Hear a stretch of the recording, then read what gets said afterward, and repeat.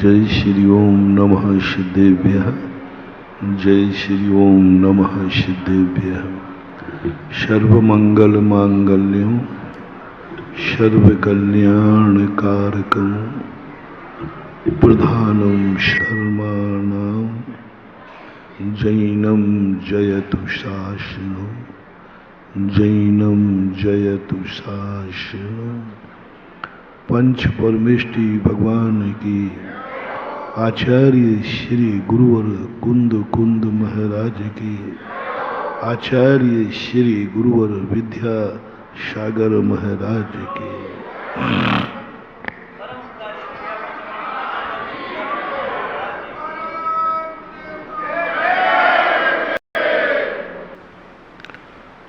प्रसंग चला था अपना कल कि हम समझते हैं कि हमारी जिंदगी में कोई हमारा दुश्मन विघ्न डाल रहा है। हम समझते हैं कि कोई हमारी जिंदगी में हमारा बुरा सोच रहा है।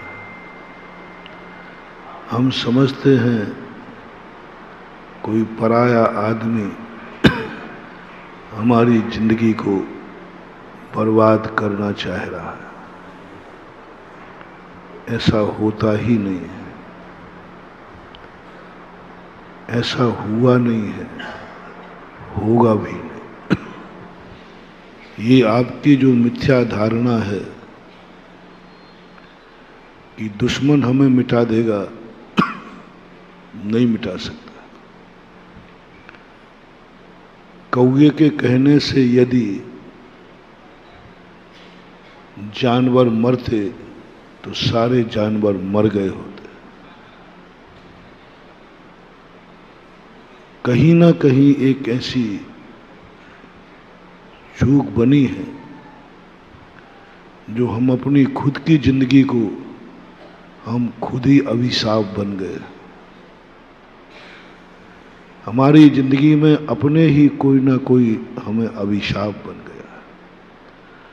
शास्त्रों में आज तक कोई बैरी नहीं मिला। जो आज हमारा दुश्मन है वो कल हमारा नियम से सगा था, प्यारा था, हमारा था। उस समय उसने अभिशाप दिया था, आज नहीं, आज नहीं। आज तो उस अभिषेक का फल वो भोग रहा है, देख रहा है। लेकिन वो ही तो उस समय थी उसने दुश्मनी, जिस समय वो हमारा सगा था, बहुत विश्वसनीय था। सावधान उनसे रहना है जो हमारे सगे। सावधान स्वयं से रहना है। हम दूसरों से सावधान हैं और अपने आप से बेखबर हैं। सबसे ज्यादा जिंदगी तो हम खुद अपनी बर्बाद करते हैं और हम समझते हैं कि मैं थोड़ी अपनी जिंदगी खराब करूंगा, मैं अपनी जिंदगी बर्बाद थोड़ी करूंगा, हम अपनी जिंदगी के साथ धोखा थोड़ी करूंगा, मैं अपनी जिंदगी को थोड़ी मिटाऊंगा, मैं अपने आप से कोई झूठ बोलूंगा क्या? क्या मैं खुद के घर में, खुद के जेब में खुद की चोरी करूंगा क्या? मैं खुद अपने आप के परिग्रह को कहीं बाहर लुटाऊंगा क्या? ये आपका बहुत बड़ा भ्रम है। तुम खुद अपनी हत्या कर रहे हो, तुम खुद अपने आप से झूठ बोल रहे हो, तुम खुद अपने आप की चोरी कर रहे हो, तुम खुद अपने आप से व्यभिचार कर रहे हो, तुम खुद अपने आप से परिग्रह बनकर के स्वयं मूर्छा कर रहे हो। पर पदार्थों से नहीं होता है इतना। दूसरे नंबर की गड़बड़ी चल रही है। आप अपनों की हिंसा कर रहे हो, हत्या अपनों की कर रहे हो, आप अपनों से झूठ बोल रहे हो, आज अपनों की चोरी कर रहे हो, आज अपनों से व्यभिचार कर रहे हो, आज अपनों के प्रति तुम मूर्छावान परिग्रहवान हो रहे हो, दुश्मनों से नहीं। परद्रव्यों की अपेक्षा देखा जाए तो पुद्गल द्रव्य हमारा कुछ भी नहीं बिगाड़ सकता, बिगाड़ता भी नहीं। धर्म अधर्म आकाश काल द्रव्य हमारा कुछ नहीं बिगाड़ते, वो शुद्ध द्रव्य है। हम खुद स्वयं बिगड़ते हैं। एक बार हमने कहा था कि बड़े बड़े कुल्हाड़ एक जंगल में उतरे तो जंगल के पेड़ कांप गए कि अब ये कुल्हाड़ उतरेंगे और हमारा सफाया कर देंगे। एक वृद्ध पेड़ कहता है, आप सब क्यों कांप रहे हो? तो सबने कहा, अरे बुड्ढे, तेरी मति सटिया गई, देख ट्रक में कुल्हाड़ भर के जा रहे हैं, अभी यहाँ उतरेंगे और पूरा जंगल साफ कर देंगे। वृद्ध पेड़ हंसता है, बोले घबराओ नहीं, हमें अनुभव है। जब तक कोई अपनी जाति का व्यक्ति इनका साथ नहीं देगा तब तक ये कुल्हाड़ कुछ नहीं बिगाड़ सकते। कोई अपनी जाति का ही लकड़ी का बेंट इस कुल्हाड़ी का साथ देगा तो इन कुल्हाड़ों की ताकत इतनी बढ़ जाएगी कि इतने कुल्हाड़ की जरूरत नहीं, एक ही कुल्हाड़ी काफी है। कुल्हाड़ी में ताकत कौन देता है? हमारी खुद की लकड़ी, जिसे आप लोग बेंट बोलते हैं, बेंट होता ना ऐसा, उससे ताकत आती है। यदि बेंट नहीं हो तो कुल्हाड़ी कितना काटेगी? काट ही नहीं सकती। आप कुल्हाड़ी से कोई लकड़ी काटना, आपके हाथ कट जाएंगे लकड़ी, और छोटा सा बेंट यदि डाल दिया जाए तो फिर देखो उसकी ताकत कितनी बढ़ जाती है। यही स्थिति बताई है पूज्यवर अमृतचंद सूरी महाराज ने पुरुषार्थ सिद्धिपाय में कि ये कर्म कुछ नहीं कर पाएंगे, ये पुद्गल द्रव्य में कोई ताकत नहीं है, हमारा खुद का ही राग द्वेष परिणाम इस पुद्गल की कुल्हाड़ी का बेंट बनता है। फिर ये कर्म दनादन हमारी जिंदगी को बर्बाद कर देते हैं। करते कर्म है, ये पुद्गल द्रव्य हमारी जिंदगी को बर्बाद करता है। ये पुद्गल द्रव्य हमें दुखी करता है, परेशान करता है, हमें अपने तरीके की जिंदगी नहीं जीने देता। लेकिन इसके पीछे देखो किसका हाथ है, कौन इसका साथ दे रहा है। इस पुद्गल में इतनी ताकत कहां से आ गई? पुद्गल में और जीव द्रव्य की शक्ति का वर्णन पूज्यवर वीर सेन स्वामी महाराज ने किया धवला जी में कि समस्त द्रव्यों की शक्ति एक तरफ रख दो और जीव द्रव्य की एक गुण की शक्ति एक तरफ रखो तो जीव के ज्ञान गुण की शक्ति समस्त द्रव्यों से अनंत गुणी ज्यादा है। तभी तो केवल ज्ञान में ये सारा संसार एक तारे के समान टिमटिमाता है। इतनी ताकत, इतनी शक्ति होती है पुद्गल द्रव्य, जीव द्रव्य में। फिर भी ये पुद्गल हमें नचा रहा है, फिर भी पुद्गल हमें दुखी कर रहा है। हम ना जी पा रहे हैं, ना हंस पा रहे हैं। पुद्गल हंसाएगा, कर्म हंसाएगा तो हम हंस जाएंगे, कम रुलाएगा तो हम रो पड़ेंगे, कम कर्म सुलाएगा तो सो जाएंगे, कम जगाएगा तो जग जाएंगे। क्या तमाशा मचा रखा है। हम चैतन्य स्वरूपी इस संसार के भोक्ता, इस संसार के सर्वशक्तिमान, और आज हम इन कर्मों की कठपुतली बन गए। हम अपनी इच्छा से रो भी नहीं सकते, हम हंस नहीं सकते, हम सो नहीं सकते, हम जाग नहीं सकते। ऐसा कर्म ने हमें चंगुल में ले लिया कि 24 घंटे हम कर्म की कठपुतली बनकर नाच रहे हैं और ये कर्म हमें नचा रहा है। हम जेलर हैं। कर्म भी यदि माना जाए तो वो जेली है। बांधने वाला बड़ा होता है कि बंधने वाला बड़ा होता है? तो हमने बांधा है कर्म, तो मैं बड़ा हुआ बांधने वाला। लेकिन आजकल उल्टा जमाना हो गया। पहले जेलर निकल जाए तो जेली थर थर कांपते थे, आज जेलियों से जेलर कांपता है। एक जेल में जेलियों ने मिलकर जेलर को आग लगा दी, जेलर की पिटाई कर दी। आज जेलर डरते हैं जेलियों से।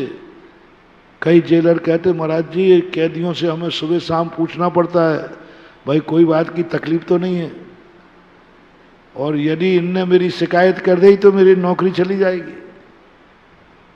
कांप रहे। यही दशा अपनी हो रही है, अपन कर्मों से कांप रहे हैं। हमें डर लग रहा है कब मेरा कर्मोदय में आए, मैं मर जाऊं। एक ही डर बना हुआ है, मर जाऊं मैं, क्या पता कब मौत आ जाए। यानी हम अपनी इच्छा से जी भी नहीं सकते, मौत का डर लगा हुआ है, मरने का डर लगा हुआ है। किसी भी समय ये आयु कर्म मेरी जिंदगी छीन सकता है। किसी भी समय हमारे लिए आज जो हमें ज्ञान है हमें बेहोश कर सकता है, पागल कर सकता है, विक्षिप्त कर सकता है, रुला सकता है। 24 घंटे का एक क्षण भी हमारे हाथ में नहीं रहा हमारी जिंदगी का। क्यों? किसकी भूल है? क्या पुद्गल में इतनी अकल थी? क्या पुद्गल में इतनी ताकत है कि जीव को कंट्रोल कर ले, जीव को नचा दे? नहीं महानुभाव, हमने खुद इस पुद्गल का साथ दिया है। हम खुद इस पुद्गल के बैंट बने हैं। हम खुद पुद्गल हमारे से आकर्षित नहीं हुआ है, हम पुद्गल से आकर्षित हुए हैं। पुद्गल हमारे पास नहीं आया है, हम पुद्गल के पास गए। दुनिया हमें नहीं देख रही, हम दुनिया को देख रहे हैं। दुनिया हमें नहीं चाह रही, हम दुनिया को चाह रहे हैं। कोई भी पर पदार्थ जो है हमें नहीं चाहता, हम पर पदार्थ को चाहते। हमारी गलती है, हम पुद्गल से प्रभावित हुए। और जब पुद्गल से प्रभावित होंगे तो पुद्गल तो जड़ है, खल है, मूर्ख है, और मूर्ख व्यक्ति कुछ भी कर सकता है। पुद्गल जड़ है, जड़ व्यक्ति का कोई भरोसा नहीं, वो कुछ भी कर सकता है क्योंकि उसके पास दया नहीं होती। इसलिए सबसे पहले हमें ये विचार करना है, हम जो दोष देने में लगे हुए हैं इसी में हम दोष देते देते खत्म हो जाएंगे और हम सुखी नहीं हो पाए। हम दूसरे का नाम ले लेकर के अपनी जिंदगी खत्म कर देंगे। इसी टेंशन में हम सोते रहेंगे, फलाना व्यक्ति हमारा बुरा विचार रहा होगा, ये किस्मत मेरे कर्म मेरा बुरा कर देंगे। इसी में कांपते कांपते हम मर जाएंगे, चले जाएंगे, डर डर में चले जाएंगे। धन हमारे हाथ में है, डर है कोई चोर नहीं लूट ले जाए, हम सो ही नहीं पा रहे।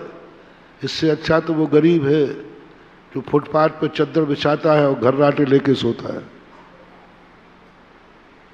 तुम्हारी अटैची में सोना है, तुम्हें घर में एसी कमरे में भी नींद नहीं आ रही है।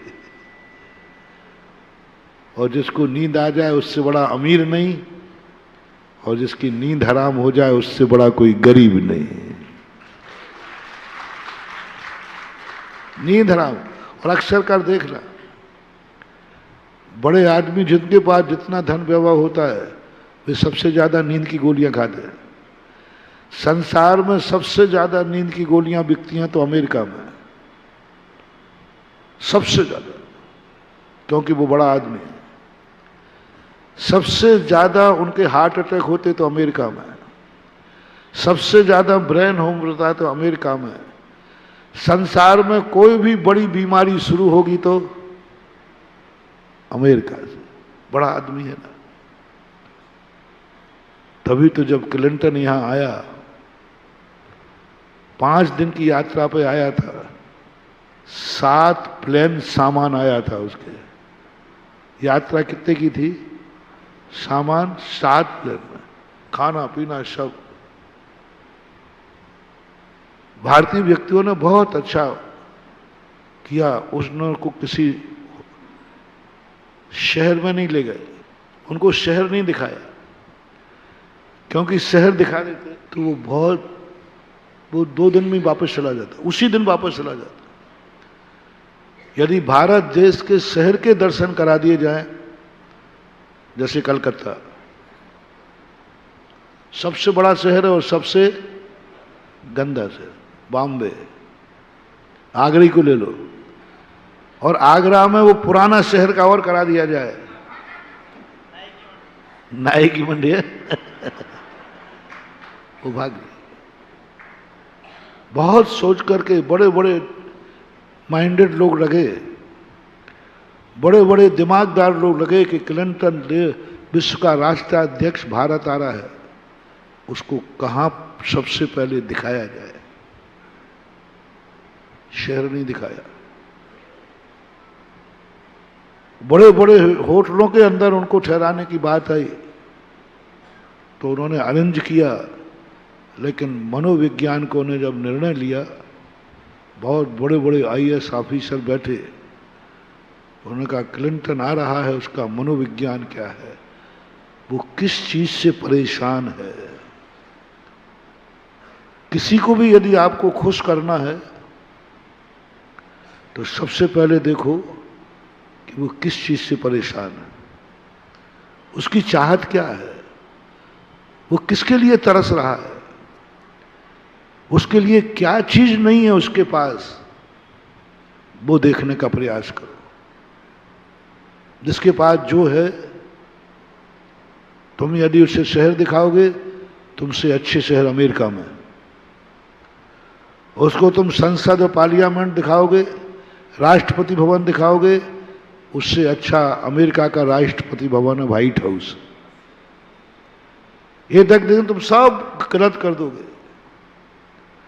बड़े आदमियों को कभी अच्छा भोजन नहीं कराना, क्योंकि वो बड़ा अच्छा भोजन, तुमसे अच्छा भोजन वो घर में करते हैं। बहुत बड़े आदमी जिनको हो, उनको कभी गरीबी का भोजन खिलाना। और ये मनोविज्ञान को निर्णय लिया कि क्लिंटन को यदि खुश करना है तो उनकी सबसे पहली यात्रा सबसे छोटे गांव में की जाए, जिसमें एक भी पक्का मकान ना हो।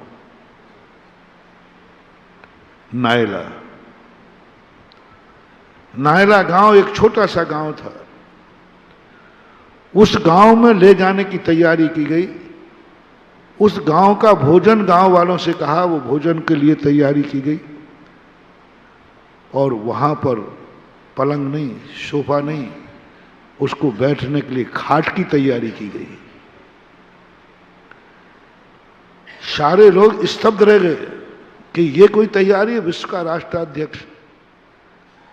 पर आईएएस ऑफिसरों ने कहा, नहीं साहब, आप करके देखिए, ऐसा निकलेगा। जब नायला गांव में जाके क्लिंटन गया, वो मकान देख के बोले, ये भी कोई रहने का स्थान है। और जब उसमें जाकर के उसने देखा, वहां का भोजन देखा, बोले ये भोजन गले में से निकल जाता है क्या? गला छिलता नहीं है। बाजरे की रोटी और मेथी की भाजी थी उसमें। वो स्तब्ध रह गया जब उसने खाया। और जब खाट पे बोले, यहां आपको नींद आ जाती है। विश्व में सबसे ज्यादा यदि नींद की प्रतियोगिता हो तो गोल्ड मेडल भारत को मिलेगा। भारत में सबसे सस्ती चीज है तो कोई नींद है। एक आध का वो भी यहीं सो रहा होगा बीच में पंडाल में। सबसे सस्ती चीज है। यही सबसे बड़ी बादशाहगिरी की निशानी है। जिसको जितने जल्दी नींद आती है समझ लेना इससे बड़ा राजा दुनिया में कोई नहीं। मस्त है बस। उस नायला गांव का जो लेक्चर था क्लिंटन का, उसने कहा यदि दुनिया में कोई गॉड है तो मैं प्रार्थना करता हूं कि मेरा अगला जन्म भारत में हो और भारत के गांव में हो। मात्र इसलिए नींद लेने के लिए, ये तुम्हें नींद आती है इस घर में, इस गोबर के लिपे हुए घर में, ना कोई मच्छरदानी है ना कुछ है, फिर भी नींद आ जाती है। बोले हाँ साहब हम लोग इसी में सोते हैं। उसने कहा मुझे नींद चाहिए। क्लिंटन जिंदगी में एक ही चीज से परेशान था, नींद से। नींद नहीं आती उसको, नींद के इंजेक्शन लेता है, नींद को तरसता है। वो कहता हमारी सब संपत्ति ले दो, मुझे एक रात की नींद दे दो। नींद नहीं आती, बेहोश करना पड़ता है उसको, इंजेक्शन लगता है उसको। मात्र एक भारत की नींद ने विश्व के इतने बड़े आदमी को भारत में जन्म लेने की मांग करा दी। और बताते हैं कि 7 दिन में उसके खुद की रसोई नहीं खुली है, कोई रसोई नहीं, नॉनवेज था, कोई रसोई नहीं की। 7वें दिन, जितने दिन 5 दिन यहां रहा, 5वें दिन उसने गांव की रोटी खाई और जो उसको शगुन मिला।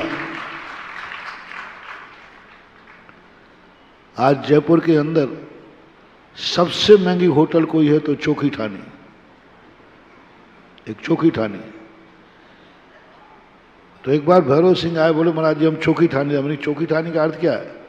बोले साहब हमारी मंत्रिमंडल की मीटिंग है। तो मैंने कहा चोखी ठानी तो वो गांव है। बोले महाराज गांव है, वहीं है। मैंने क्या है वहाँ? बोले एक बहुत बड़ी होटल है वहाँ। तो मैंने समझा 7 स्टार होगी। बोले नहीं, वहाँ झोपड़ी में है, लालटेन है, गोबर से पुता हुआ है और बाजरे की रोटी और कड़ी मिलती है, वो इसलिए वो, और सबसे महंगी है, हाउसफुल चलती है। गरीब नहीं जाते, गरीब तो वहां जाके अपनी मान हानि समझता है और अमीर वहां जाकर अपनी शान समझता है, शान समझता है। हम जिसको ठुकरा रहे हैं शायद वही जिंदगी का सत्य हो। आज जिसकी हम उपेक्षा कर रहे हैं शायद बड़े आदमी उसी को तरस रहे। आज हम मनुष्य पर्याय की कीमत नहीं कर रहे हैं, हम चाहते हैं हमें स्वर्ग मिले। शायद स्वर्ग का सौधर्म इंद्र मनुष्य पर्याय को तरस रहा है। विश्व का राष्ट्राध्यक्ष नायला गांव में जन्म लेने के लिए तरस रहा है और गांव का व्यक्ति कह रहा है काश मेरा अमेरिका में जन्म होता। विदेशी भारत में जन्म लेना चाह रहा है और भारतीय विदेशी में जन्म लेना। शास्त्रों में एक कथन है, सौधर्म तरसता है उस समय जिस समय आप प्रवचन सुन रहे हो मूल शरीर से। वो मूल शरीर से आज तक कभी समोषण में नहीं जा पाया, कभी नहीं गया, विक्रिया से जाता। आज तक वो कभी तीर्थ क्षेत्र की वंदना मूल शरीर से नहीं की। और सबसे बड़ा अनमोल क्षण सम्यक दृष्टि देवता किस्मत फोड़ते हैं जिस समय आप धोती दुपट्टा पहनकर उन्हें राज की अंजलि में ग्रास रखते हैं। देवता तड़पते सौधर्मेंद्र कि मेरे स्वर्ग का सारी संपदा ले दो, बस एक ग्रास राज की अंजलि में ग्रास रखने का सौभाग्य दे दो। सौधर्मेंद्र देवता इतने अपवित्र हैं। जिन स्वर्गों के देवताओं को पाने के लिए तुम तरसते हो, कब देवता मिले? देवताओं को सिद्ध करते हो, देवताओं की पूजा करते हो, कभी क्षेत्रपाल के नाम से, कभी किसी के नाम से उनकी पूजा अर्चना करते हो। महानुभाव, ये तुम्हारी पूजा करते हैं, तुम्हारी आराधना करते हैं। हे क्षेत्रपाल पद्मावती, जब तुम मंदिर जाते हो तुम्हारे चरणों की वंदना करते हैं। धन्य है रे श्रावक, तू भगवान के पास मूल शरीर से आ गया, ये सौभाग्य मुझे नहीं मिला। इनको मंदिरों में क्यों बैठा रहा जाता मालूम? ये दरबान है, दरबान। दरबान क्या करता है, जब कोई बॉस आता है ऐसे बल्लम किए रहते हैं, और वो आता है वो यूं करता है। जब तक तुम जैनी जितने मंदिर में जाते हैं, जितने देवता मंदिर में ड्यूटी पे रहते हैं, ये सब तुम्हें नमस्कार करके वेलकम करते हैं, और तुम क्या करते हो? तुम्हारी हालत तो भगवान ही मालिक है। और वहां जाकर के उनकी स्थिति ऐसी बन जाती है, सौधर्म इंद्र भी तरसता है मनुष्य पर्याय के लिए। वो जानता है कि इस मनुष्य पर्याय की कीमत कितनी है, कितना मूल्य है। देवता कभी दान नहीं दे सकते, दान नहीं दे सकते। देवताओं के षड आवश्यक नहीं होते, दान दे ही नहीं सकते। वो मंदिर नहीं बना सकते, वो कोई अस्पताल नहीं खोल सकते, वो कोई गौशाला नहीं खोल सकते, वो कोई दान नहीं दे सकते। उनका खुद का है ही नहीं। उनको दान का पुण्य नहीं लगता। जैसे कलेक्टर कहीं घोषणा कर दे कि यहां पर हम 10 लाख रुपया देते हैं, वो कलेक्टर का दान माना जाएगा कि सरकार का? ऐसे ये देवता है, इनका कुछ नहीं, सब सरकारी माल है। इनके पास एक कौड़ी भी नहीं, फूटी कौड़ी भी नहीं। इनके रहने का मकान सरकारी, इनका मंदिर सरकारी, इनका विमान सरकारी, सब सरकारी है। इनकी खुद की कमाई नहीं। और मानव के पास झोपड़ी है तो भी वो खुद की है, सरकारी नहीं है। खुद के पसीने से बनाई है, खुद के पसीने से कमाई है, खुद की। और वो दान देता है मंदिर। आज तक कोई देवता मंदिर नहीं बना पाए, एक मूर्ति नहीं बैठाल पाए, मनुष्य बैठालता है। उस समय आपको, उस समय देवता देख करके तरस खाता है। लेकिन दुनिया ऐसे ही है। मैंने पहले ही कहा ना, जो जिसके पास नहीं है वो उसको तरस रहा है। विदेशी लोग भारतीय संस्कृति को चाहते, हम उसे खंडहर कर देते हैं, वो उसी को घूमने आते हैं। जितना भारत की संपत्ति विदेशों में कीमत है, उतनी भारत के लोगों में नहीं। आपके यहाँ नीम के पेड़ की क्या कीमत है? कोई कीमत नहीं। और अमेरिका ने नीम के पेड़ को खरीद लिया, पेटेंट कर दिया। भारत के नीम के पेड़ आपके नहीं है, अमेरिका के। आप नीम के पेड़ से कोई प्रोडक्शन नहीं कर सकते, उन्होंने ले लिए। और आज वो नीम के पेड़, हमारे भारत के नीम के पेड़ों को खरीद करके, और वे दवाई बेच रहे हैं, और दवाई बना करके हमसे लूट रहे हैं। हमने कीमत नहीं समझी, और हमारी स्थिति वही बन जाती जो कल मैंने कहा था कि भारत की, अपनी देश की वस्तु को हम खुद ठुकरा रहे हैं। हम नहीं समझ पा रहे हैं कि विदेशों को भेंट कौन बन रहा है। चीन के पास इतनी शक्ति कहां से आती है? अमेरिका के पास इतनी ताकत कहां से आती है? सबसे ज्यादा अमेरिका के पास पैसा है, वो सब तुम्हारा है, तुमसे लूटा है, तुम्हारे लड़ा दिया है और शस्त्र बेच देता है। हम समझ नहीं पाते। धार्मिक दृष्टिकोण से अपना प्रसंग याद करें। हमारा पुद्गल विदेशी है। हम इन जड़ कर्मों से इतने कांप रहे हैं, इतने डर रहे हैं। हमें आज विचार करना है। पूज्यवर कुंद कुंद स्वामी ने कहा, मत डरो इन कर्मों से। जो कुछ किया विगत में, कुछ पुण्य पाप वह आ रहा उदय में स्वयमेव आप, होगा न बंद जब नो तब नो न राग, चिंता नहीं उदय से वन बीत राग। कह दो कर्मों को चुनौती दे दो, तुझे जो करना है कर, मैं तेरी कठपुतली बन के नहीं नाचूंगा, तेरी कठपुतली नहीं मानूंगा। मिथ्यात कर्म हमारा उदय में आए, वो कहता है कुगुरु कुदेव को पूजो, नहीं पूजोगे हम तुम्हें परेशान करेंगे।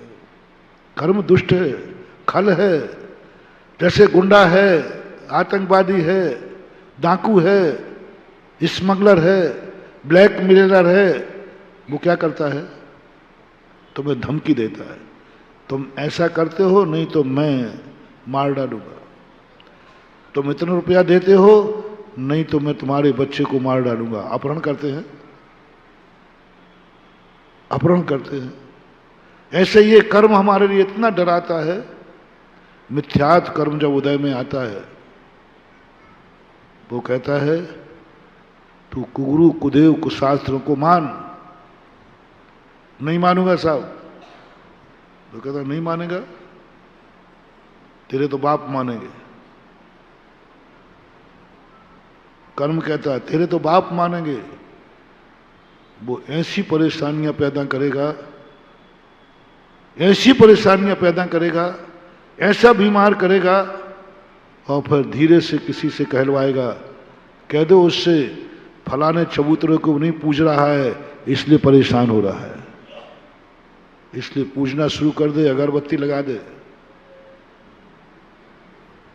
कितने लोग हैं जो जानते हैं कि कुगुरु कौन है, कुदेव कौन है, कुशास्त्र कौन है, लेकिन कर्म की मार से वो गधे के भी पैर धोते हुए पाए जाते हैं। मैं कई जैनियों से पूछ चुका हूं, क्यों आप नहीं जानते हो कि यहां कुछ नहीं है? आप नहीं जानते हो कि यहां देव नहीं है? उन्होंने कहा साहब सब जानता हूं, लेकिन मरता क्या नहीं करता है। हमारे जीवन में इतने संकट हैं, किसी ने बता दिया इस चबूतरे पे अगरबत्ती लगा दो, वहां जाकर भभूत चढ़ा दो, वहां जाकर चादर चढ़ा दो, घूम रहा हूं महाराज आफत का मारा। मैंने कहा कि ये क्या हो रहा है? मेरे भक्त को, मेरे ज्ञानी भक्त को, मन रहित व्यक्ति, पागल व्यक्ति, विक्षिप्त व्यक्ति, असंगी व्यक्ति यदि भटक जाता है तो उसका ज्यादा डर नहीं है, क्योंकि वो अघृत मिथ्या दृष्टि है। लेकिन संगी पंचेंद्री कुदेवों के पास, कुगुरुओं के पास सत्य धर्म को नहीं जान पा रहा। संगी में भी जैनी है, संगी में भी जैनी, और जैनियों में भी मेरा भक्त है। अब क्या करें? जैनी में कितने मेरे भक्त हैं, वे मिथ्यात्म में पड़े हुए, कुगुरु कुदेव कुशास्त्रों में पड़े हुए हैं। वे चबूतरे पे अगरबत्तियां लगाते पाए जाते हैं, वे घर के आले को पूजते पाए जाते हैं, वे पता नहीं कहां कहां ढोक देते पाए जाते हैं। पहले नंबर पर किसको? मेरे भक्तों को लपेट रहा हूं, और मैं बैठा हूं, मैं जिंदा हूं, और मेरे भक्त को मालूम है कि मेरी शक्ति क्या है, फिर भी मैं उसको नहीं मना पा रहा हूं। मैंने कहा भाई तू कहां भटकता है? मेरे शिविर में भर्ती होने के बाद, मेरे शिविर में मैंने शिविरार्थियों को कहा था एक बार कि मेरे शिविर में भर्ती होने के बाद तुम कभी देवताओं से मत डरना। कभी देवता यदि तुम्हारे सामने आ जाए तो एक ही बात कहना, संभाल के बात करो, मैं शिविरार्थी हूं सुधा सागर के शिविर का। इतना बोल देना, बस इतना बोल देना काफी है। कोई देवता की मजाल है जो तुम्हें हाथ लगा देवे, मेरी गारंटी है, मेरी गारंटी है, हाथ लगा देवे तो जानो मैं। तुम्हें इतना ही बोलना है, मालूम मैं कौन हूं। और बड़ा शस्त्र दूं? और यदि तुम्हारे मन में और कोई बड़ा विकल्प आ जाए तो कोई देवता, पूरे देवता एक साथ मिलकर तुम्हें मिटाने आए हैं, गारंटी दे रहा हूं। तुम नमोकार मंत्र पढ़ना शुरू कर देना, यदि कोई छू भी लेवे तो मेरे पर क्लेम कर देना। सारे देवताओं को चुनौती है कि रे देवताओं, तुम में जम्बूद्वीप को पलटने की ताकत है। जिसको नमोकार मंत्र आ रहा है, पढ़ रहा है, उसका तुम बाल भी बांका करके दिखाओ तो तुम्हें देव जाने। चुनौती है, चुनौती में। कई लोग कहते महाराज जी आप देवताओं पर, क्षेत्रपाल पर इतना बोलते हो, आपको डर नहीं लगता? मैंने कि डर? सारे देवताओं से कहना ना है मेरा पाटी हिला के दिखा दें, मुझे हिलाना तो बहुत दूर की बात है। सारे देवताओं से मेरा पाटी हिला के दिखा दे, मजाल हो उनमें ताकत हो तो। क्योंकि मालूम मैं इतनी किस्ती दम पे बोल रहा हूं, ऐसे नहीं बोलता। ऐसे कोई जब दम से बोलता है ना तो उसके पास कुछ ना कुछ है, ऐसे ही हैकड़ी नहीं करता। और किनको हैकड़ी दिखा रहा हूं? देवताओं ने एक फूंक लगा दे तो मैं उड़ जाऊं।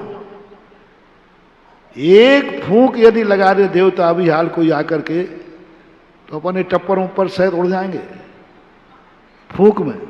इतनी ताकत उनके पास। एक मात्र यूं करना है, अभी कोई देवता आगे खिड़की में बैठ करके एक फूंक लगाए, हम आकाश में उड़ते दिखाएंगे, तुम भी उड़ जाओगे और मैं टप्पर के उड़ जाएगा और पूरा आगरा उड़ जाए। इतनी ताकत है एक फूंक में। उनकी इतनी ताकत है, उनको मैं चुनौती दे रहा हूं कि हो यदि कोई देवता में दम तो मेरे पाटे को हिला के दिखाओ। मालूम ये दम किस पे है?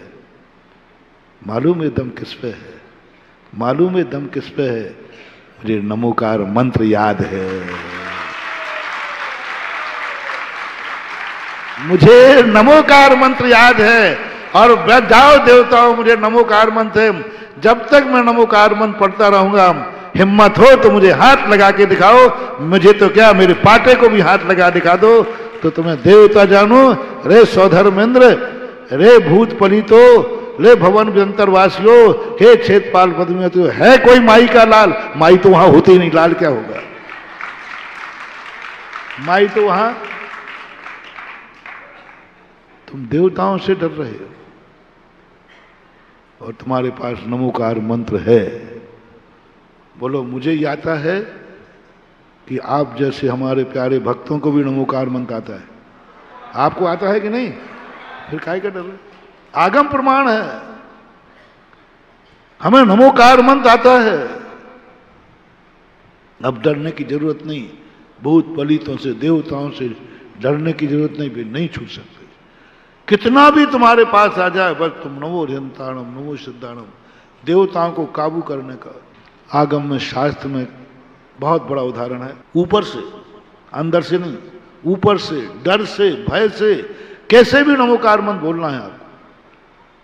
अंदर से नहीं मन लग रहा है तो कोई डर के कांपते कांपते बोलो, डरते डरते बोलो, ऊपर से बोलो, कैसा भी बोलो। नमोकार मंत्र जब तक तुम उच्चारण कर रहे हो, कोई देवता छू नहीं सकता।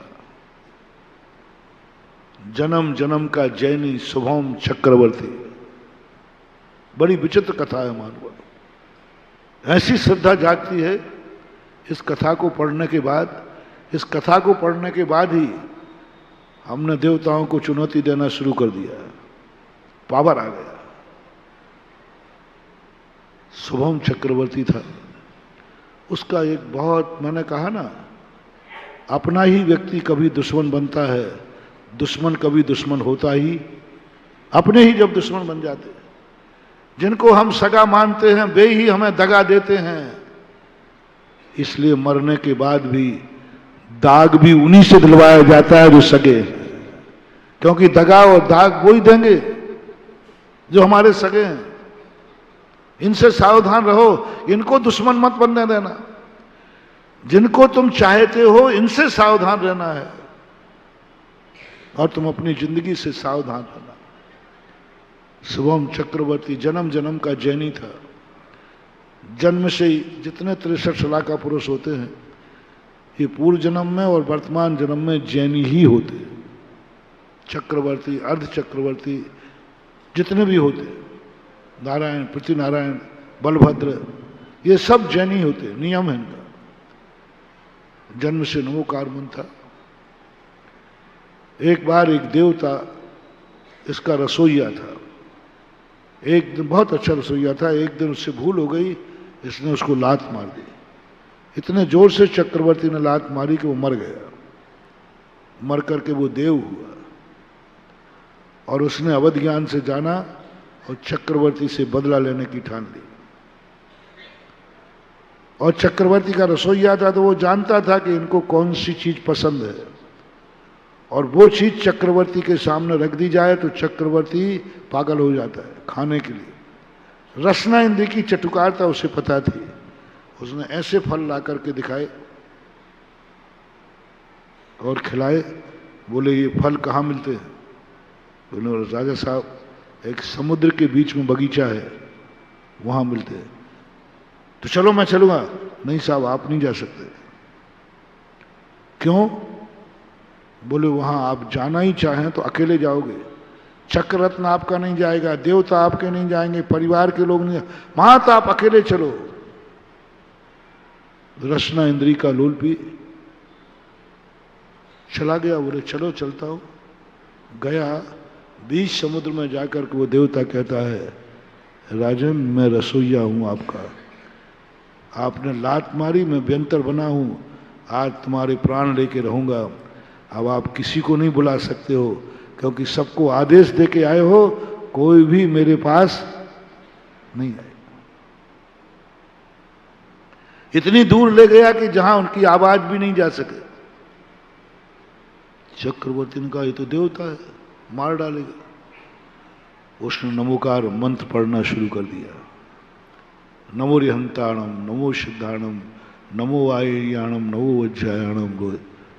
देवता कांप गया, छू नहीं सकता, कैसे छू? नमोकार मंत्र पढ़ रहा है। देवता ने कहा मेरी सारी प्लानिंग फेल हो गई, ये तो नमोकार मंत्र पढ़ रहा है, और नमोकार मंत्र पढ़ते समय कोई भी देवता तुम्हारे शरीर में प्रवेश नहीं कर सकता, तुम्हें छू भी नहीं सकता। प्रवेश की तो बात बहुत दूर की बात। अब क्या करें? सीता के पास कोई शक्ति नहीं थी मानव। रावण कुछ भी कर सकता था, मात्र एक नमोकार मंत्र था। जैसे रावण सामने आता, सीता नमोकार मंत्र पढ़ लेती, रावण की सारी विद्याएं खत्म हो जाती। नमोकार मंत्र से देवताओं को बहुत डर रहता है। मनुष्य भली डरे या नहीं डरे, देवता डरता है। उसने क्या सोचा, ये नमोकार मंत्र पढ़ता रहेगा तो हम इसको छू नहीं पाएंगे। उससे कहा देख मैं तो मारूंगा तुझे, तू नमोकार मंत्र पढ़ना बंद कर दे। मरता क्या नहीं कर, बंद कर दिया। बोले नहीं मन में भी पढ़ना बंद कर। तो साहब बंद कर दिया। नहीं कैसे कर दिया? पानी में नमोकार मंत्र लिखो, पैर से मिटा दे, नमोकार मंत्र का अपमान कर दे। जैसे ही उसने नमोकार मंत्र पढ़ना बंद किया, पैर से मिटाया, देवता ने उठा के फेंक दिया। दुष्ट, इसी मंत्र के कारण तो मैं तुझे कुछ नहीं कर पा रहा था। उसी को पैर से मिटाया और समुद्र में फेंका और साथ में नरक में चला गया। ये दान इकट्ठा करने के लिए नहीं है,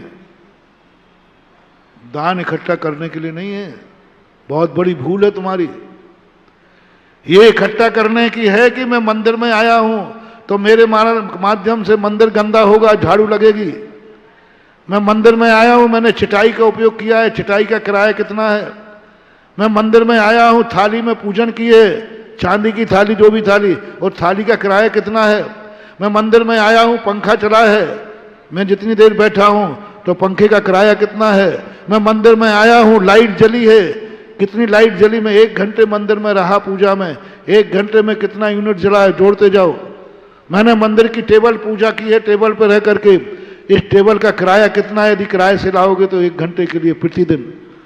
इस मंदिर में मैं पूजा कर रहा हूं, इतना बड़ा मंदिर का हाल यदि किराए पे लोगे तो कितने में मिलेगा? ये सब जोड़ो जोड़ो। पहले शुरू, गेट के यहां से प्रवेश करो, पानी से पैर धोए हैं, 1 तमेड़ी पानी लाएगा, वो पानी भरने वाला कितना लेगा? कितनी तमेड़ी भरता है? 2 तमेड़ी मान लो, टंकी भरी रखी है। पानी भरने वाले ने कितना खर्च हुआ जिससे तुमने पैर धोए हैं, उसका खर्च बताओ कितना हुआ। और मंदिर में दिन भर में 100 लोग आए हैं, डिवाइड कर लो, मैं एक कोई नहीं भार दे रहा हूं, मान लो 100 लोग आते हैं तो उस पानी का डिवाइड करो। अंदर गए हो, झाड़ू लगती है, बागवान है, वो खर्चा कितना? जिस जिस चीज का तुमने उपयोग किया, चटाई पे बैठे हो, 1 चटाई यदि किराए पे लोगे तो कितने में मिलेगी? हर चीज का वो सब मिला करके व्यक्ति कहता है मंदिर में। बहुत सूक्ष्म बात है महानुभाव। एक दिन हमने कहा था, भूल करके कभी बड़ों की वस्तु का उपभोग नहीं करना, किया है तो उतना बाकायदा देना, लौटाना। तुरंत अब क्या करें? तो दिन भर में मान लीजिए यहां 100 लोग आते हैं, तो सब ने कहा दिन भर का सारा खर्च कितना है, इस मंदिर का किराया कितना है।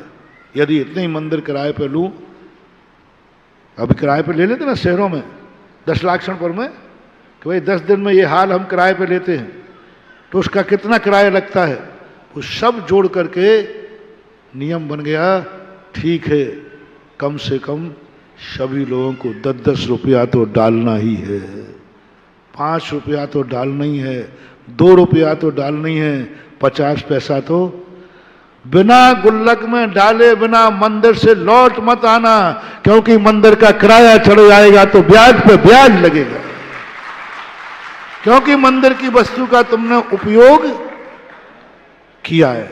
बोलो ये लाइट किसके लिए लगी? भगवान के लिए कि तुम्हारे लिए? पंखा किसके लिए? भगवान के लिए कि तुम्हारे लिए?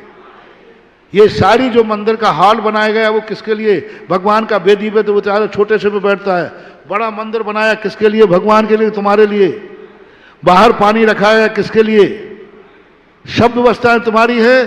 तो ईमानदारी से मंदिर निकलने के पहले आपने जितना लिया है, यदि आपने मंदिर की द्रव्य ली है तो ईमानदारी से मंदिर की द्रव्य उतनी कितनी चढ़ाई आपने? 2 बाधा में चढ़ाई है तो 2 बाधा में कितने की हिसाब लगा लो। ऐसे ही नहीं है कि फोकट का माल है चेपे जाओ चढ़ाए जाओ, कुछ नहीं होने वाला बंधु। नहीं चढ़ाना श्रेष्ठ है। एक एक चीज का, धोती दुपट्टा तक का भी उसका हिसाब चुकाना है। गुल्लक में इतना पैसा निकलना चाहिए जो प्रतिदिन मंदिर जाते उनको, जिससे कि मंदिर का जितना खर्च है वो मंदिर से कहीं और से न लगाया जाए, तुम्हारे द्वारा दिया जाना चाहिए। अब वो धोती दुपट्टा अब हाल का सुखाया, वो तो अभी क्या है कि तुम लोग मेरे अभी काबू में नहीं आ रहे ना, नहीं तो अभी हरि पर्वत में दिखा देता कि मंदिर कैसे जाया जाता है। अभी तो सब टके शेर भाजी, टके शेर खाजा, अंधेर नंगरी और चौपट राजा। पूरी विधि जिस दिन बताऊंगा तुम्हें रोंगटे खड़े हो जाएंगे। आज तक मैंने मंदिर से पाप ही कमाया है। और तुम मंदिरों को बदनाम करते हो। हमें जिंदगी भर हो गया अभिषेक करते, हमें कोई पुण्य नहीं मिला, जैसे थे वैसे ही हैं। जिंदगी भर हो गया मंदिर आते हुए, महाराज ज्यों के त्यों हैं, इतनी पूजाएं करते, ज्यों के त्यों गरीबी हैं। अरे गरीब नहीं रहोगे तो क्या रहोगे? ब्याज तो देखो मंदिर का कितना है, कितना बड़ा तुम्हारे ऊपर ऋण चढ़ा हुआ है, कितना बड़ा ऋण चढ़ा है। एक तो ये बता दिया, दूसरा फायदा देखो, फायदा देखो। घर में धोती दुपट्टा, अभिषेक पूजन करने का धोती, उससे और कोई काम मत करना, और कोई काम मत करना। वो मात मंदिर के ही होना चाहिए। समय शिवरात्रि धोती दुपट्टा पहनते ना वे 10 दिन, वो साल भर में कोई उनको पहन नहीं सकता, कोई नहीं पहन सकता। यदि किसी ने पहन लिया वो धोती पर तुरंत बाहर करवा देता हो, तुरंत के तुरंत। जैसे ही शिविर खत्म हुआ सब धोकर पैक हो जाते हैं, शिवरात्रि ही पहनेगा। उन धोती दुपट्टा का चमत्कार है कि मेरे शिविर में यदि कोई देवता आना चाहे तो आ जाए, मजाल है कि हमारे शिविर के अंदर सीमा उतर जाए, क्योंकि अभिषेक के धोती दुपट्टा है, अभिषेक का धोती। और वो आप घर में जाके सुखाइए। जिस घर में अभिषेक करने का धोती दुपट्टा सूख रहा है और सारे संसार के देवताओं को, निब्बू फेंकने वालों को, मूठ फेंकने वालों को, मंत्रवादियों को, तंत्रवादियों को कहना है उस घर का तुम कुछ भी बाल बांका करो तो गारंटी मेरी है, धोती दुपट्टा सूखना चाहिए। एक सरल विधि मैंने किया प्रैक्टिकल। एक व्यक्ति के अंदर, बागड़ की घटना है, एक व्यक्ति के अंदर परेशान था। बोले महाराज जी हमारे यहाँ आए दिन नींबू फेंकता है। मैंने कि तुम्हें मालूम कौन फेंकता है? बोले महाराज पता है, मूठ फेंकता है, कुछ भी फेंक जाता है। मैंने कहा कोई बात, अभिषेक का धोती दुपट्टा खरीदो, नया धोती दुपट्टा लाओ, घर से पहन के आओ और घर वापस जाओ और घर में सूखने दो। कोई उनका तंत्रवादियों का कोई दिन होता है, शनिवार हो, शनिवारी अमावस्या हो, ऐसा कुछ होता है। 15 दिन बाद बोला ना, मैंने कि 15 दिन बाद वो फेंकेगा। 15 यथार्थ घटना है। 15 दिन बाद उसकी आदत के अनुसार उसने उस घर में कुछ फेंका, पोटरी में बांध कर फेंकते ही था। और जैसे उसने फेंका वो पोटरी लौट करके जहां गिरी वहीं ऐसी आवाज आई और जिसने फेंका था वो मूर्छित हो गया, मूर्छित हो गया, पागल हो गया, आय बाय बकने लगा। वो भी जैनी था, दोनों जैनियों में तकरार थी। वो मेरे पास आ गए, बोले महाराज जी इसको ये ऊपरी बाधा हो गई, खड़ा खड़ा गिर गया, रात में गिर गया और आय बाय बक रहा है, होश में नहीं। मेरी तो निगरानी में था ही। मैंने कहाँ फेंका, क्या किया बोल, उसने सब बता दिया। ऐसा तो मैं कई वर्षों से कर रहा हूं। मैंने कई वर्षों से कर रहे थे, वो बात अलग है, अब बात अलग है। अब यदि तूने आंख उठा के भी देख लिया तो ध्यान रखना, अभी आंखें बची हैं, ये भी खत्म हो जाएंगी, क्योंकि इस घर में अभिषेक का धोती दुपट्टा सूख रहा है। मेरा कहना है कि आप लोग एक मंदिर का वस्त्र अपने घर में रखो। पहले की महिलाओं के मंदिर की साड़ियां अलग होती थी, मंदिर के वस्त्र अलग होते थे, आज भी गांव में है मंदिर के साड़ी। इन साड़ियों से मंदिर नहीं जाते थे। बाजार की साड़ी, घर की साड़ियां, घूम सब अलग थी। मंदिर की एक साड़ी, एक वस्त्र पूरा जो भी आप पहनते हैं पूरा मंदिर का होता था। मंदिर जाते समय पहनती थी, मंदिर से आकर के होता। मंदिर का कपड़ा होना चाहिए महिलाओं को। और जिस घर में मंदिर की साड़ी महिलाओं की है उस घर में कभी भी कोई ऊपरी बाधा, कोई नकारात्मक एनर्जी, कोई बददुआ तुम्हारे घर में प्रवेश नहीं कर सकती आपके पास मंदिर की साड़ी। मेरा कहना है 8 वर्ष का तुम्हारा बच्चा होते ही बाहर जाता है, डर रहता है अपहरण नहीं हो जाए, डर रहता है कोई कुछ नहीं कर दे। हर बच्चे को तुम जितनी ड्रेसें खरीदते हो, आज सब बच्चे मेरे भक्तों में एक मंदिर का धोती दुपट्टा जरूर बच्चे को नाम से खरीदना। और जब भी वो हफ्ते में एक दिन अभिषेक करने जाए तो जाए, वो अभिषेक करने का धोती दुपट्टा अपने घर में रखना, बस कुछ नहीं करना। यात्रा पे जाओ तो वो अभिषेक का धोती दुपट्टा अटैची में डाल दो, पड़ा रहने दो, पड़ा रहने दो। अभिषेक का धोती और काम में मत लेना। बच्चे का नाम का हफ्ते में एक दिन जाएगा, एक धोती दुपट्टा बस ये होना चाहिए, ये मेरे बच्चे के मंदिर का धोती दुपट्टा है। क्या नाम दिया उसका? ये मंदिर के लिए धोती दुपट्टा है, मंदिर में ही काम लेगा। उसकी इतनी सकारात्मक ऊर्जा कि उसको कहा, मैंने कहा ध्यान रखना। फिर मैंने दोनों को बुला के समझाया, प्रायश्चित दिया। उन्होंने कहा प्रायश्चित क्या है? तुम्हारा यही प्रायश्चित है कि अब जिंदगी भर अपने घर से धोती दुपट्टा लेकर के पहन करके और जिंदगी भर पूजन करो, अभिषेक करो, और जिस दिन नहीं किया उसी दिन। हाँ, तो ये ताकतें होती हैं। आज मैं इसलिए बताना चाह रहा हूं कि तुम लोग डर डर के कांप रहे हो भूतों से, व्यंतरों से, तंत्रों से, और हर व्यक्ति के पास इतनी, बताओ कितना महंगा है नमोकार मंत्र, है कि नहीं? इतने सस्ता तुम्हारे पास नमोकार मंत्र है, फिर भी डरते हो। बोलो धोती दुपट्टा कितने रुपया का खर्चा है? 100-500 का। एक घर में रखने दो ना, जो उसको घर में काम करो ना, इतने से हम इतने बड़े से बच सकते हैं, तो इससे बड़ा कौन? और सबसे बड़ा सगुन, जब तुम घर से धोती दुपट्टा पहन के जाते हो, पुरुष कभी मांगलिक नहीं होता, पुरुष कभी मांगलिक नहीं होता। पुरुष 3 अवस्थाओं में मांगलिक होता है। वो साधु बन जाए तो शाहू मंगलम, राजा बन जाए तो जब राज मुकुट और राज चिन्ह लेके चलता है तब पुरुष को मांगलिक कहा है। तीसरा मांगलिक कहा है जब वो मंदिर की ड्रेस पहनकर, हाथ में अष्टद्रव्य लेकर घर से मंदिर निकल रहा हो, वो सबसे ज्यादा सगुन है। कहीं यात्रा पर तुम जा रहे हो और कोई व्यक्ति पुजारी, कोई भगवान का धोती दुपट्टा पहन के हाथ में अष्टद्रव्य लिए है और मंदिर की तरफ जा रहा है, जाओ महानुभाव, शगुन हो गया, तुम्हारी फतेह। पुरुष नहीं, पुरुष नहीं। कौन पुरुष? जो धोती दुपट्टा पहने, अष्टद्रव्य लिया है और मंदिर की तरफ जा रहा है, सबसे बड़ा शगुन कहा। तुम भरे कलश को शगुन मानते हो कि भरा कलश मिल जाए तो शगुन है। मैं कहता हूं अष्टद्रव्य लिए हुए यदि धोती दुपट्टा पहन के मंदिर आ रहा हो तो ये कलश से भी ज्यादा सगुन माना जाता है। ये है तंत्र।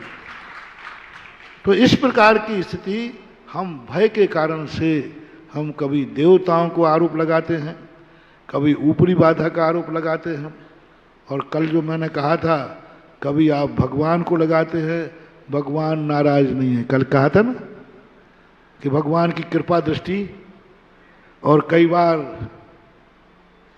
बोल दो हमारे ऊपर आरोप आजकल, भैया महाराज जी तो आजकल हमसे नाराज हैं, और उसी समय ठिब्बा लग जाए ना, अरे भैया वो तो सब महाराज कर रहे हैं, क्योंकि आजकल महाराज जी हमसे किन किन पर ढाल रहे हो आप? अपनी जिंदगी के सारे अशुभ, सारी विविधाएं, सारे बुरे दिन हर व्यक्ति निमित्त पर टाल रहा है। और महानुभाव, जब तक तुम अपने किए हुए जो भी तुम्हारे ऊपर विपत्तियां हैं, अच्छे बुरे काम हैं, निमित्त पर थोपते रहोगे, तुम्हारी विपत्तियां कभी खत्म नहीं होंगी। जब तक तुम ऊपरी बाधा से डरते रहोगे, कभी ऊपरी बाधा खत्म नहीं हो। इसलिए सबसे पहले आज का मोटिवेशन है, अपनी जिंदगी में जो कुछ भी अच्छा बुरा हो रहा है, कौन कर रहा है? कौन बुरा कर रहा है? कौन अभिशाप दे रहा है? कौन है जो मेरी जिंदगी को बर्बाद कर रहा है? कौन है जो मुझे रुला रहा है? कौन है? कौन है? कर्म। कर्म। जब तुम्हें पता चल जाए कि मुझे परेशान मेरा नौकर कर रहा है, तो तुम क्या करोगे? मालिक हो तुम, पहले तो पता ही नहीं चला कि परेशान कौन कर रहा है। जैसे ही पता चला कि नौकर कर रहा है, फिर आपका रोब कैसा होता? बोलो अच्छा है, ये छोकरा कर रहा है, अभी देखो। जाके उसको फटकार लगाओगे, और ज्यादा करेगा तो क्या करोगे? निकाल दोगे। ऐसा ही सम्यक दृष्टि की, कौन परेशान कर रहा है, कौन मुझे नहीं जीने दे रहा है, तो आवाज पता चली कर्म। अच्छा, इस कर्म की ये औकात, देखता हूं। तो सबसे पहले तो कर्म को फटकारता है। कल्याण मंदिर स्तोत्र में जैसे पता चला कि ये कर्म मुझे फटकार रहा है, इस कर्म की औकात, इसको तो मैंने बंदी बनाया था, मैंने बांधा था, बांधने वाला मैं हूं, बंधने वाला ये है, मैंने बांधा है इसको, और इसकी ये औकात, मैं जेलर हूं, ये जेली है। और एक ऐसे भेद विज्ञान की हुंकार लगाता है, कल्याण मंदिर स्तोत्र में आया कि बड़े बड़े भुजंग भी मयूर की एक आवाज से, जो खींचने पर नहीं टूट जाएंगे, लेकिन खींचने पर वो छोड़ेंगे नहीं चंदन के वृक्ष को। लेकिन एक आवाज, वो कर्म जो हमें अनादिकाल से नहीं छोड़ रहे थे, एक फटकार में, और ज्यादा ही करता है तो ज्ञानी व्यक्ति, जैसे तुमने नौकर को निकाल दिया ना, ऐसे ही तप के माध्यम से उस कर्म को निकाल के फेंक देता है। चल बाहर, तेरी औकात ये कि मुझे परेशान कर रहा है। समय आपका 10 मिनट ज्यादा हो गए, आज इतना ही समझेंगे अपन। अभी तुम्हें बहादुर बनाएंगे। आज सबको भूतनाथ बना दिया, आज सबको है भूत उतारने का मंत्र सिखा दिया, आज सबको नमोकार मंत्र दे दिया। दिया कि नहीं? दिया ही नहीं, वो तो था। महावीर भगवान की